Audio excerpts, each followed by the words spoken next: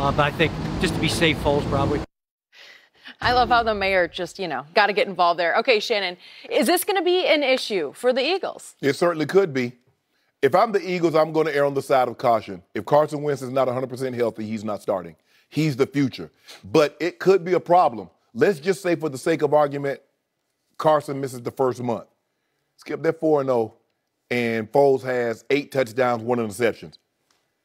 How do you take him out of the lineup? There's a reason why Tom Brady did not want Jimmy Garoppolo to get any snaps. There's a reason why for like 17 years, Peyton Manning took every single snap. There's a reason why Joe Montana didn't want Steve Young to get any mop-up duty, Skip Bayless. Tom Brady understood how he got the job. Carson Wentz is looking like, hold on, I don't really want this guy in there because the guy, he did. The last game he played, he won the Super Bowl. He's the Super Bowl MVP. Yep. He went to Disney. Do I really want that in there? We've seen this happen before, Skip. I tell you what, there's a guy that's in this profession right now, Skip, for that very reason. He got hurt. He started the season on the bench, and guess what? He's in the booth right now. His name is Tony Romo. Ask him, could it be a problem if you start the season injured and a guy comes in and plays well? Could it be a problem? Absolutely. Now, that was Dak Prescott, a rookie. What do you think happens if the Super Bowl MVP plays well? I know Doug Peterson. They traded up. They moved heaven and earth to get Carson Wentz. But it's hard for me to believe, Skip Bayless, the Eagles start out 4-0 and Foles has played well. I don't know how they go back to Carson Wentz in this situation. So it absolutely could be a problem if Foles gets out and plays well. But if I'm Carson Wentz, I'm unmoved by that. I'm worth more healthy than injured because I know this for certain. I'm the long-term fix. So, allow me to say that this is the first time I can ever remember a mayor speaking about football intelligently, because usually they try and they're making silly bets with the other mayor, and they don't really get it, and they sound foolish when they try to talk about their team. He got a bunch of clam chowder last year. A bunch of them. He got a big old pot. Thanks to Malcolm Butler. Don't do that, Skip. So I found the comments of one Jim Kinney when I watched him last night, the mayor of Philadelphia. I found them refreshingly intelligent and insightful and savvy and plugged in, because the response that really told it all for me was when the interviewer asked him, well, what do you think of all the talk about trading Nick Foles? He just jumped all over it. He said, no, you can't trade the Super Bowl MVP. Boom. Sure bingo. You can. No, you cannot. Yeah, you can. They traded Brett Favre. They traded a Deion Branch. Yep. Jim Kinney knows what's up. He does speak, I think, for a lot of knowledgeable, plugged-in Eagles fans, and there are many of those out there. It's a very savvy Eagles nation, and I take shots at them or have fun with them and trash talk with them occasionally, but I do respect their football knowledge because they love their Eagles and they get and know their Eagles and how the game is played. And they know, deep down, just what the mayor knows. They know that Nick Foles played some extraordinary playoff football. Yes. The likes of which I don't think we've ever seen before. He played back-to-back games that very possibly are the 2 greatest quarterback games we've ever seen back-to-back in the playoffs. I'll agree. NFC Championship game, Super Bowl. Yep. What?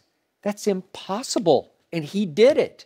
And obviously, to this moment, Carson Wentz has played exactly 0 playoff football. Not one snap he's taken. Until this year. Well, okay, but all right, we'll see about that. But this has never happened before. We've never seen a situation like this. And I've told you from the start, it's not really a quarterback problem because it's a good problem to have. Anybody would want this problem on their team, but it's a quandary that could be the undoing of the young quarterback you love so much. Because I'm going to say it again, as we get closer and closer to game number 1, real game number 1, I feel sorrier and sorrier for Carson Wentz. Because the tape I see on him, I see conflicting stories on a daily basis.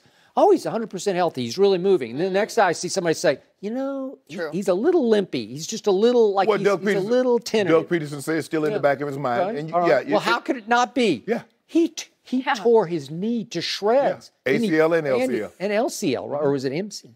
LCL. LCL, okay. Well, That's a lot of stuff that happened. And he threw a touchdown on it. Yeah.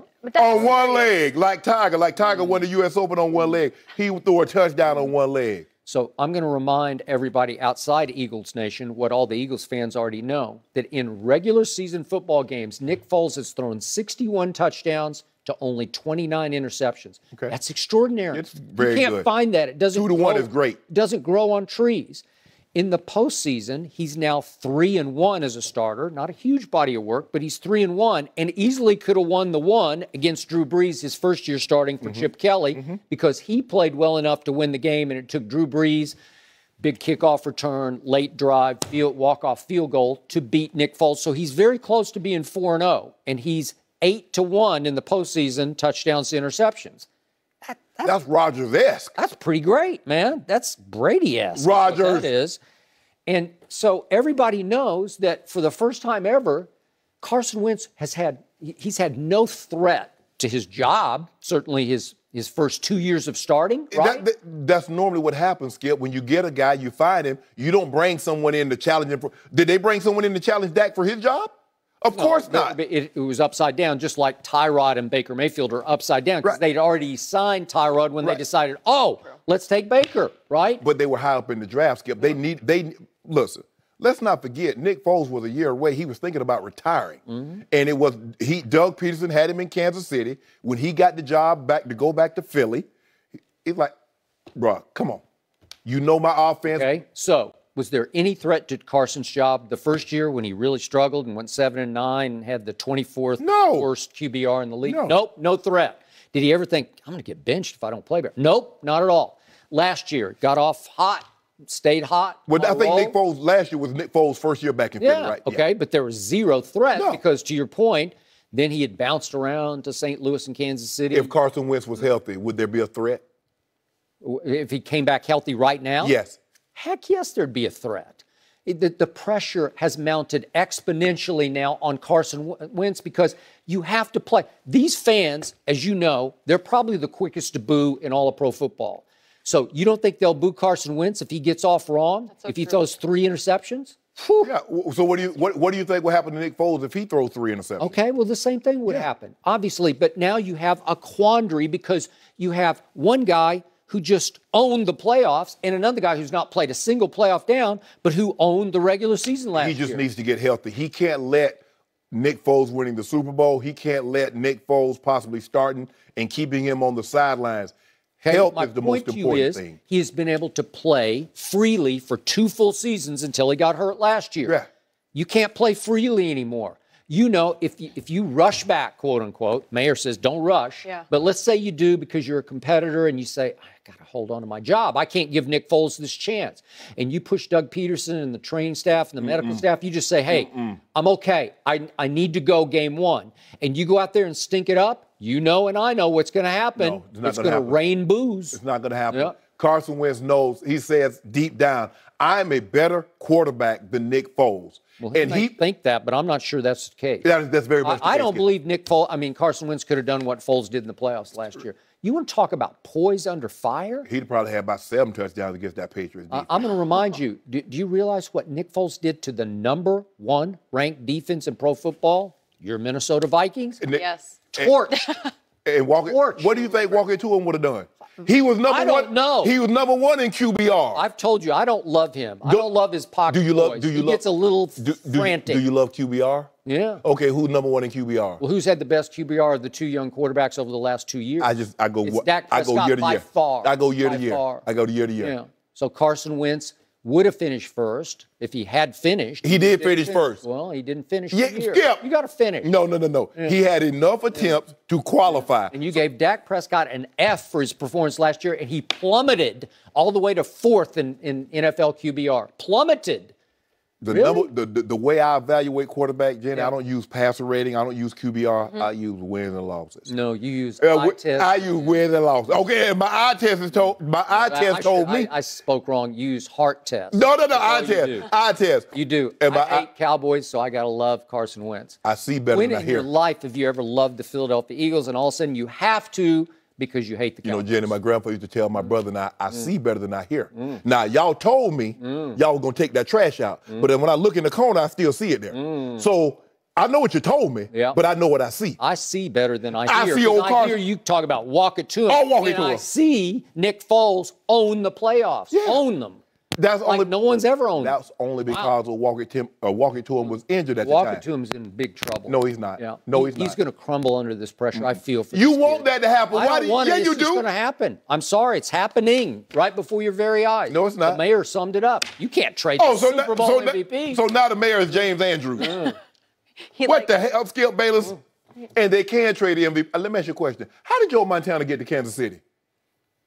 Well, he was old. They said you're too old. And he took isn't he the last Kansas City quarterback to win a playoff game? It's the way Tom Brady would have gotten to Kansas City when Bill Belichick tried to just send him into the sunset. And old Joe is the last Kansas City quarterback to win a playoff game. Yep. That was in 1993. Oh, okay. Old Joe. Yep. Huh.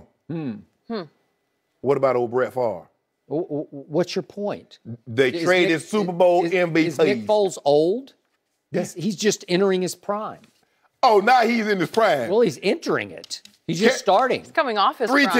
Three teams in 3 years. Well, now you love Nick Foles. Now you want him How in old Canton. is he? Like 28? Now you stop it, Skip Bayless. Now you want him in Canton. Huh? You Well, that was too soon for Canton-esque. Canton? You got to admit. Yeah, I mean the Philly specials in Canton. He threw 7 touchdowns one year.